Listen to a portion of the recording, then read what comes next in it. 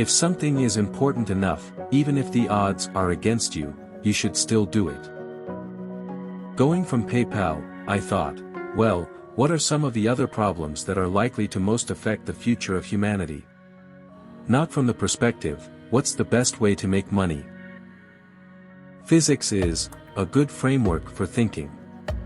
Boil things down to their fundamental truths and reason up from there. The first step is to establish that something is possible, then probability will occur.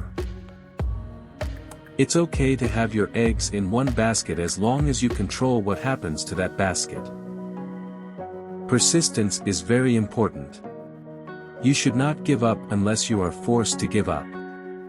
You want to have a future where you're expecting things to be better, not one where you're expecting things to be worse. When I was in college, I wanted to be involved in things that would change the world. Now I am. It is a mistake to hire huge numbers of people to get a complicated job done. Numbers will never compensate for talent in getting the right answer. Two people who don't know something are no better than one, will tend to slow down progress, and will make the task incredibly expensive.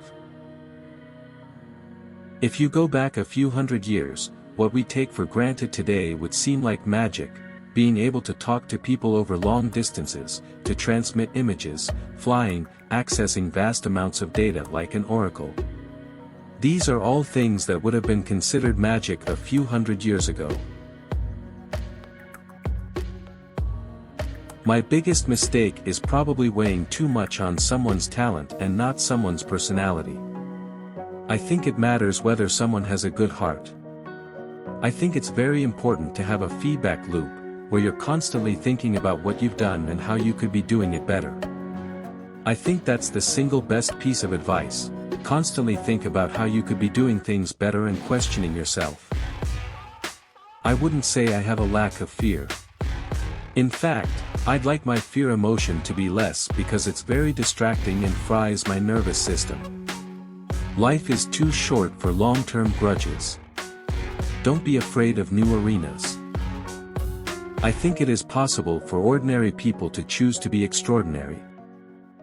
I could either watch it happen or be a part of it. Being an entrepreneur is like eating glass and staring into the abyss of death. I would like to die on Mars.